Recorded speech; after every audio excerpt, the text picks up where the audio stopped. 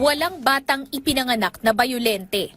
Yan ang paniniwala ng psychologist na si Jolian Fornelius. Sa lente kasi ng developmental psychology, nakaaapekto sa kahihinatnan ng isang bata ang kanyang kapaligiran at paraan ng pagpapalaki. Let's say for example, sa maraming pag-aaral po sa psikolohiya ng pag-unlad, no, again sa developmental psychology, sinasabi na ang isang bata, no, hindi naman pinapanganak na marahas at naimpluwensyahan lamang ng kanyang immediate environment, no. So kung ano yung uri ng kapaligiran ng bata, no, lalo na at may predisposition. Halimbawa, pinalaki siya, halimbawa, yung kanyang mga magulang ay marahas, no, highly likely na ang bata ay may expose din sa isang environment ng marahas. Sa nangyaring insidente ng pamamaril sa mga eskwelahan sa Tacloban at Zamboanga City na kinasangkutan ng mga menor de edad, sabi ni Fornelius, hindi malabong may online grooming na kaugnay nito, bagay na sinisiyasat din ng National Bureau of Investigation.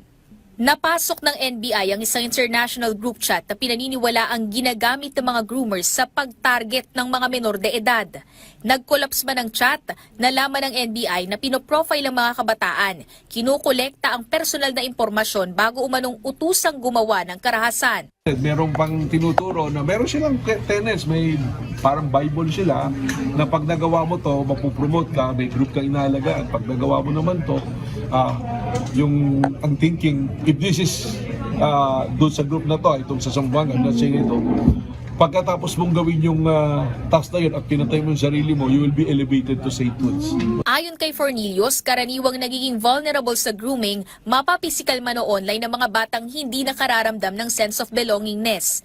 Sanhiri ng pagiging vulnerable sa grooming ay kapag kulang ang panahon o pagkakataon para maiparamdam sa isang bata ang suporta at pagkalinga. Mag-groom ang isang taong nakararanas, no, ng kawalan ng katarungan, no. Ilan dito nga yung mga nabubuli, for example, no, yung parang napapabayaan ng paaralan, no, ng mga mahal sa buhay, no.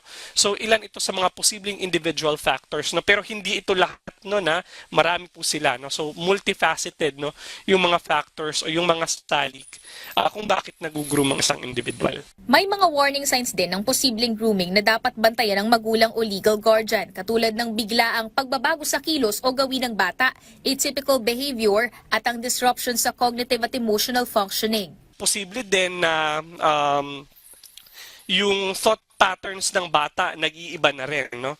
So, let's say for example, naniniwala siya na yung mga bagay pwedeng ma-achieve in peaceful means, pero eventually nag-change na yung pananaw niya na dapat nasisettle yung mga bagay sa pamamagitan ng mararahas na pamamaraan. We can actually summarize this, no, SAD, SAD, no? Again, sudden changes in behavior, atypical behavior, and disruption in cognitive and emotional function. Tinitingnan na rin ng NBI ang posibleng koneksyon ng mga insidente ng karahasan sa mga paaralan at kung nasa iisang grupo lamang ba ang mga posibleng groomers sa likod nito. No, nais ko pong banggitin ulit, no, na ang violence, no, ang karahasan ay isang napakasalimuot, no, na suliraning pantao, no. Palitan po natin yung paninisi ng ebidensya at ng siyensya, no, ang takot, no, ng pagkalinga at ang sensationalismo, no, yung pag-over-exaggerate ng mga detalye ng mga pangyayari